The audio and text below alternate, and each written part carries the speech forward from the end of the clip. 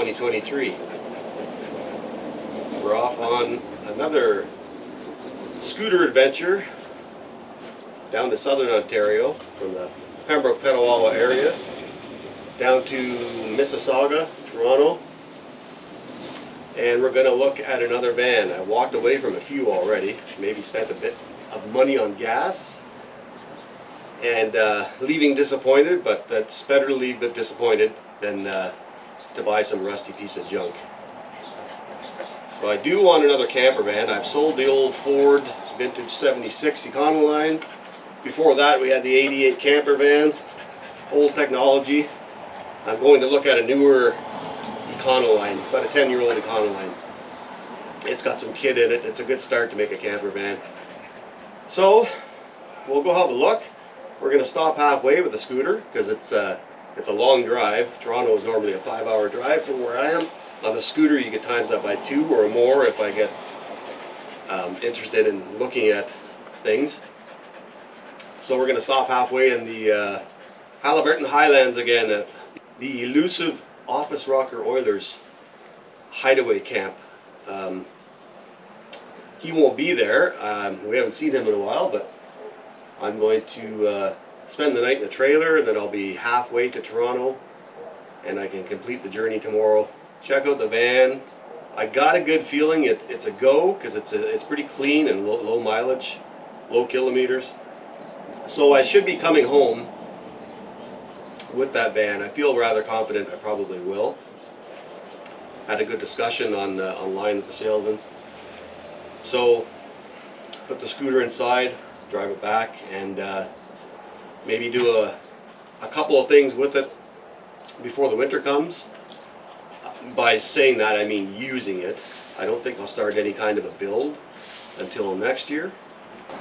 If I buy it, it's just going to get used a couple of times. There's a gasoline fired air heater in it if it gets cold. It's not insulated. It has a battery and inverter system, no solar. It was a service van. It's almost 10 o'clock. We're going to hit the road and creep our way down to the Haliburton Highlands. That'll be night number 1. So join me on this adventure and we'll see what happens. And if I come home with a van, I will do my best to document converting it to a camper. It'll be very simple. I don't want any fancy electrical and glowing neon lights and oven to bake in. I want a bed, insulated, optional heat, and good ventilation. That's it, that's all. Alright, that was Fitz, our little border collie puppy who's getting big. Big, big, big, aren't you? Big and annoying.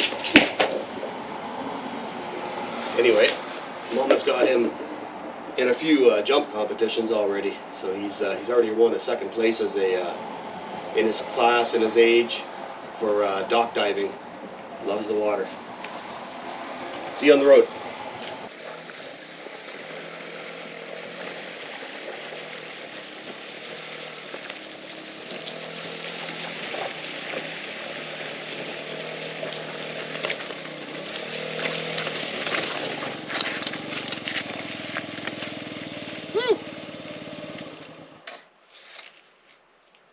Well, it's not a motocross, but it does have these bubbly tires, and you can do a little bit of slow off-roading if you're careful.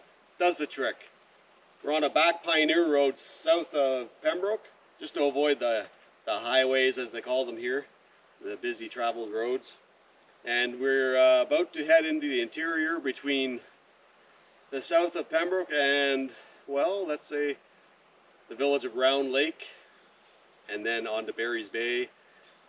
And then keep on trucking, little obscure back roads, maybe a little bit of highway.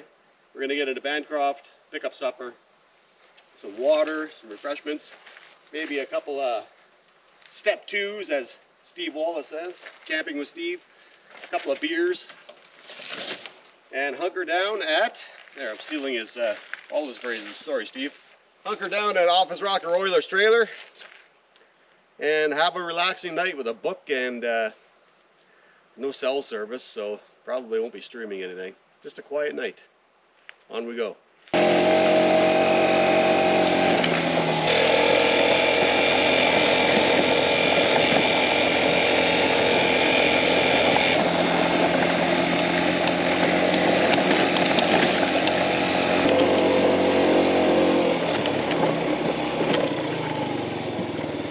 So if you're a valley hick like me, and you're watching this silly channel, this road is called Station Hill Road. It used to host a lot of old pioneer farms. Some of the remnants of them still remain. Some are hunt camps and stuff. Can't really see a lot of it. You see a lot of the old stone hedges, the old stone fences, hedges. This road goes from Barron Canyon Road, which is the Petawawa entrance to Algonquin Park, our famous large Algonquin Park that takes up a lot of Ontario. And you can get on Station Hill Road and it'll cross country to the little hamlet of Alice, Ontario. It's actually not bad. If you crawl, you can even probably take a car. Interesting little back road. On we go. Near Barry's Bay. Now here's a point of interest. Barry's Bay is a large Polish area with still Polish immigrants coming to this day even. Bit of a different valley accent spoken here, and you'll still get some people speaking Polish. This monument to the Gray ranks, Zrege, was erected by the Polish Scouting Association in Canada in 1994 on the 50th anniversary of the Warsaw Uprising, World War II, to honor the Girl and Boy Scouts who fought and gave their lives in the service of God, Poland, and the cause of freedom. The Girl and Boy Scouts fought in the war, wow. It was dedicated in 2014 on the 70th anniversary of the Warsaw Uprising. Ain't that cool? Here's some other interesting tidbits. Hopefully we can see. Have a pause and a read if you like. Oh my, there's a ton of stuff to read here. I feel I don't have time to read all this, and I'm certainly not going to recite it all, but let's get some shots, get some pictures. That would be Warsaw in World War II, 1944, I assume. Bombed to hell. Boy Scouts. Looks like a German soldier there, maybe. Could be Polish. So I guess the Germans did a number on that place back in the day. Unless it was the Allies that bombed it to get the Germans out. But Germany back then was not friendly to Poland, that's for sure. These days they're friendly to everybody. Germany's a great country to visit. Same pictures. Nice folks, good food, good beers. And this is the monument here. Looks like a bombed out, blown out church from World War II. Kind of neat.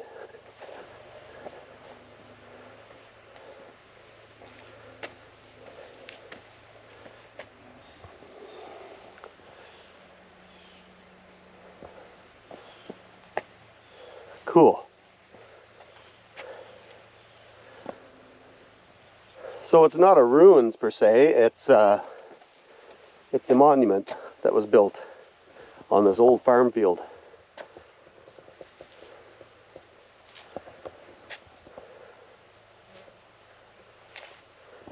Bit of a shrine going on here. People bringing flowers. What's this say? Ambassador of the Republic of Poland in Canada. Oh, when was that person here for a visit? I haven't heard of this news. Was it recently? Polish Heritage Institute, Kazubi, Canada. Kazubi's a little, maybe a former village or an area in this part near Barry's Bay.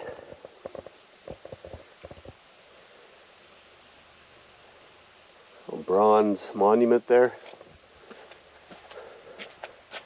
What's this? Somebody left some zip ties here. Not sure why.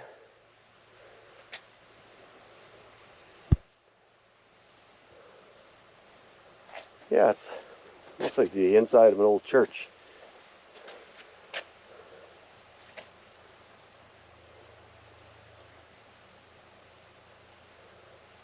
Fascinating.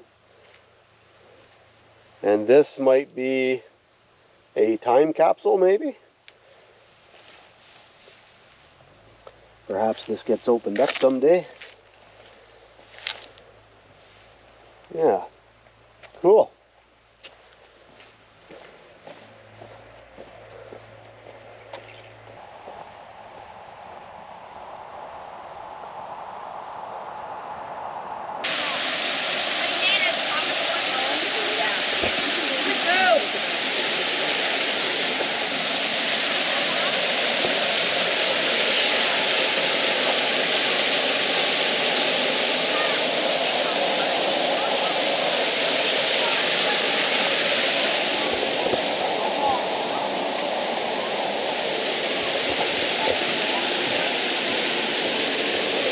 This is on the same old Barry's Bay Road, what they call, I believe, Crooked Slide Rapids. Nice little swimming hole, really refreshing. It's a, I believe, a former spot and a rendition of a log slide that they used to make back in the day.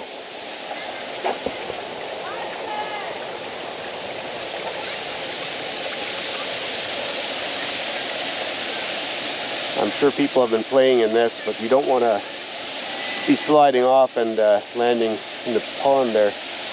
Be a little shallow. Nice little picnic spot. You can't camp here, but you can spend the day here, swim, enjoy the scenery, do some fishing.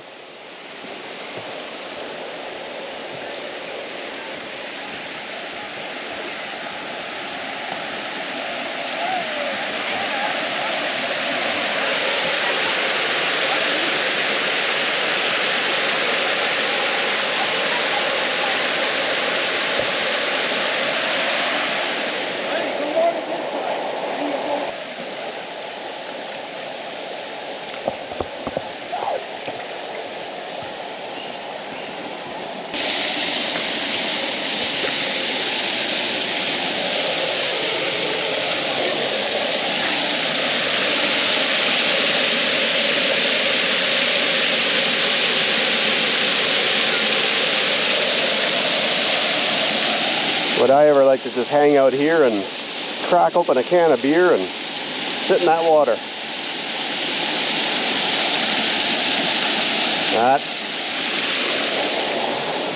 On to Bancroft we go. Check this out. Near Boulter, above Bancroft. In the interior, middle of nowhere. It says keep out, but there's like nobody around except for one old guy walking his dog over there. By chance. I don't know where he came from. There's no houses around. I'd totally be going in there.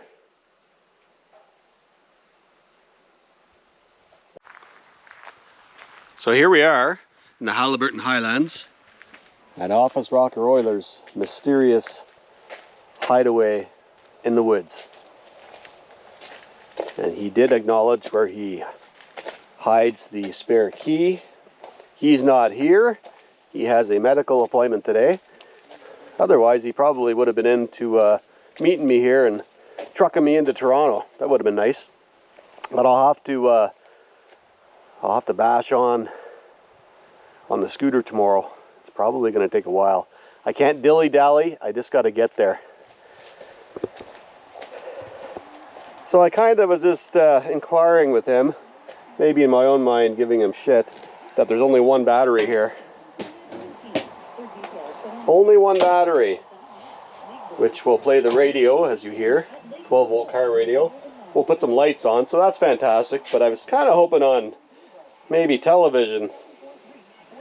I don't know what we can do with this. He's got some weird digital antennas up in the trees and stuff, but I don't know if you can pick up anything here. Up where I live up north, you can't get anything on a digital antenna. So here we are. Charge my speaker. I'll play some Spotify later. I should have downloaded a podcast or something to listen to. So this is home for the night. Was a pretty good ride. Got to dilly-dally a lot. It's probably 6-7 hours of pissing around on the roads, the back roads. Didn't do a lot of highway driving. So we're here. Tomorrow, Mississauga. The one place of Ontario I do not like. Anything below south of Bancroft, yeah. So I got to go right in the city. Hopefully this van is not sold. And I've been in touch by email. It's still there. Have a look-see at it. It sounds good, but you never know till you get there. Rust is the big issue. Do not like rust on vehicles. Because it may be functional and works as a camper, but I'd rather spend more money and have something clean and marketable, that if I get tired of it or need to sell it for whatever reason, I got a nice, clean, low mileage vehicle to resell and recoup my money. So as I said before, I had an 88 Dodge camper that I got a pretty good end of season deal on a couple of years ago. It served me well. It liked gas. I sold it. I made some money on it. Then my heartstrings pulled at this 1976 Econoline 250. Beautiful original 12,000, under 12,000 miles American van, 3/4 ton van. And I thought maybe I would make a camper out of it, but it was too pristine. I couldn't be drilling holes and cutting holes in the roof for roof vents. It liked gas too. In the 1970s, nobody cared about gas mileage. So a little impractical, more of a fun Sunday drive car. The guy I sold it to is in love with it. He wants to go to car shows and stuff, so fantastic. Went to a good home. So there's been some trials and tribulations with getting the right kind of camper van. This one I'm going to look at is I believe an ex-Rogers Communications service van.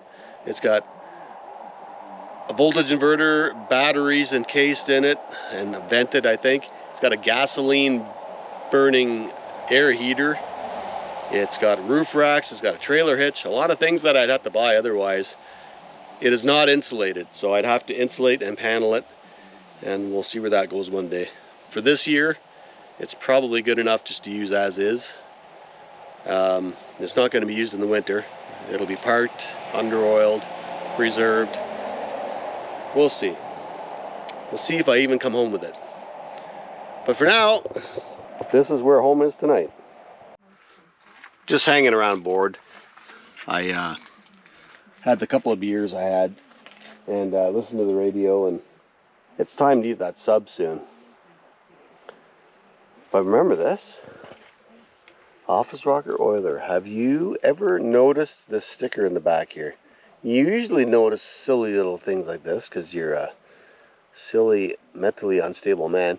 But yes, Shotgun Red is real.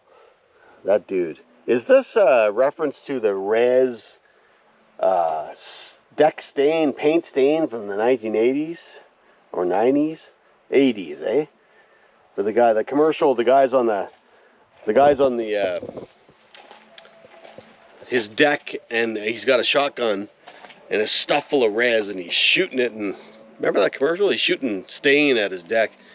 Anyway, obviously I'm pretty bored, so I'm gonna get into that sub there and eat that Subway sub and read a book.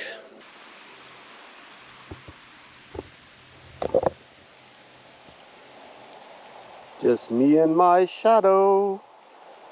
All right. Just outside of Barry's Bay. Heading to Office Rocker Oilers for a little night of fun. He's there this time. Okay, it's 2 weeks later. It's 2 weeks later. It's August 27th. I'm sorry for the gap. I've been busy. I'm in the process of retiring from my place of employment, and it's been a lot of admin and stuff, and some other little projects on the go. So same video. We're going to conclude. So let me recap and think what's been going on. I rode that scooter to the Halliburton Highlands, stayed at Office Rocker Oilers trailer, and then the next day was about a 7-hour drive to Mississauga. Mississauga, the borough of Toronto, or Toronto, Ontario, as Theo Vaughn would say. Down to Toronto, and I bought that van. I bought that retired Rogers service van. So let's have a look-see. Check it out. 2013 E-Series or Econoline 250. So a 3/4 ton Rogers Communications van. It's got 59,000 kilometers. It's pretty shiny and nice shape. Came with a safety check. They plated it for me. It's all insured on the road. It is not finished inside. It's just all metal. But the bonus of this is, yes, it came safetied, so no complications there. Low kilometers. It came with this rack on top, which was nice. It's got a 5.4 liter V8, which is more efficient than that old 351 I had. The 5.4 is the same as the 4.6, it just, I believe it has a longer stroke. So maybe just a shade more fuel. So it's got the rack. It has a trailer hitch, a big one, with wiring for the big plug and the small 4 plug. What have I've done a few things to it. I put some mud flaps on, did some undercoating in the wheel wells, the rubberized asphalt spray, and I got it oiled. I was going at it myself, oiling it, but that's a big job. I could touch it up myself, but the main under-oiling I had done at a local shop. Gorgeous girlfriend says this has to go, the Winky Dink. Not liking that. So we're gonna see about if we need to keep these or not, because they're pretty dramatic looking. If there's no requirement for them, I'm gonna take them off. But I'd like to buy an awning someday, and maybe the awning has to go on there, I don't know, we'll see. But this will be handy for kayaks, and maybe I could fit solar panels down low on brackets attached to these so that I could still utilize the top for kayaks and such. So as I said, it is empty, and I'll have to next spring panel it, insulate it, panel it, and make a bed. I'm not going to go berserko with wiring and lights and all this high-end stuff. Just enough lights to see, and plug-ins and things like TV and stuff like that. The other bonus of this thing is it was full of shelving, noisy, rattly shelving, and I took it all out and I left just that. So that's kind of like your standard kitchen counter for most camper vans. I might even keep it in the future, maybe put some doors on it so I can put pots and pans in, maybe put a wood block on top, maybe. I'm not keen on putting any more weight than I have to. So it came with this battery bank, 4 6-volt batteries, wired all together. And they're lead acid batteries, they're kind of heavy. I might consider switching to a lithium or 2, we'll see. It came with a 3,000 watt inverter, bonus. So it's already wired up, I can plug in things, such as a TV and whatnot. We're actually going to use this next week to go to a dog duck diving event. We're going to take our puppy there, Fitz, the new border collie, and we're just going to hang out in this.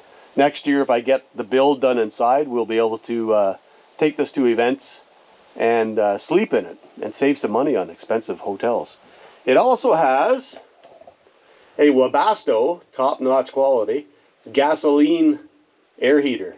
Nice dry heat, gets the condensation out of here, unlike these buddy heaters and other piece of propane crap. Diesel heaters are great, but you have to have a separate fuel can if you're not running diesel in your engine. So this is tapped right into the fuel lines on the frame, or the tank unit. I didn't really look close, but it's you don't have to fill up a reservoir. So it works. I've tried it.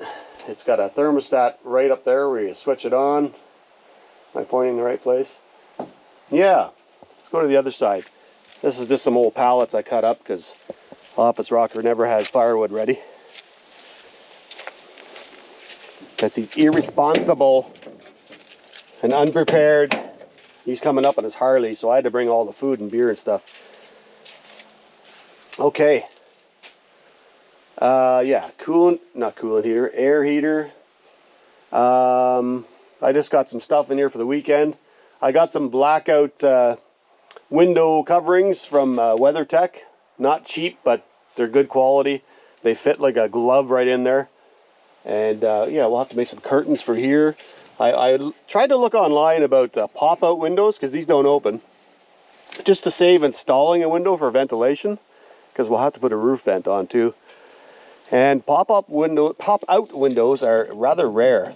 They're on earlier models of Econolines, and they do fit. Maybe not so much on that little window, but in that there they do in the back. Good luck finding them though. They're quite rare. What else do we have here?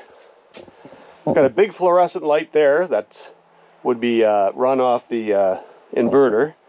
I don't think there's any requirement for that. That's probably coming out. There was a barrier here. I took that out. It was ridiculous. This might come out for the build. It probably has to anyway. I mean, it's good for storage behind the seat, but it's kind of taking up room. We'll see in the future.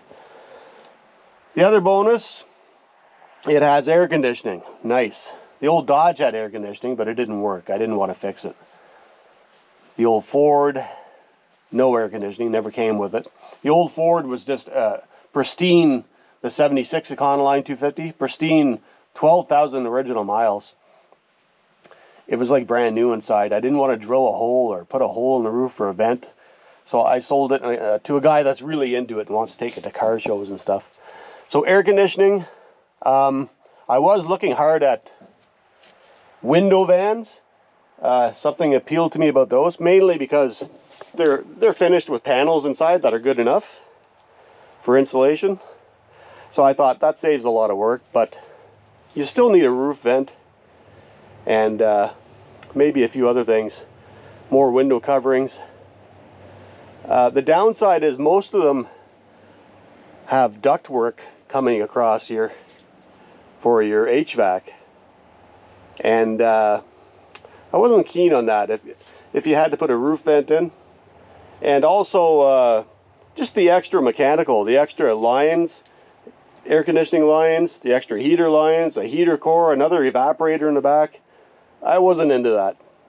I didn't need that extra stuff that just breaks and inevitably leaks. So I'm happy with just the front AC. And she's a nice clean machine. Now it is 10 years old. So underneath is not shiny perfect like this. It's pretty darn good though, but there are spots where you can see scale starting. So, you know, Roger spent a lot of money on kitting these out, but they didn't spend any money on rust proofing or oiling. So it's oiled. It's not going to see any winters while I own it. So it should hang in there pretty good. And that is the red beast that we picked up in Mississauga. There are quite a few of the, well, not quite a few. There's a few of these online. Lots in Montreal. Kind of rare to find the more low mileage one. I did look at one previous to this up in the Perry Sound area, kind of far from home. And it was 1 year older, had 120,000 on it, but it was rusty. Wasn't happy with that, not a fan of rust. You can fix all kinds of mechanical stuff all day, put parts on it, but rust, that's a game ender, forget it. So anyway, let's sum up here. We are going to head down to the Halliburtons yet again. That's the end of this video. I'm Cactus, thanks for watching Out and About, and I guess stay tuned for the future on the build of this. I don't know if I'm going to document step by step like those van build videos. I'm a little impatient. I'm a little sloppy with my editing, sloppy with my filming, but we'll certainly give some updates on this buggy, and we'll see it in other future adventures. So, almost the end of summer. Fall is coming. Anyway, take care. Till next time.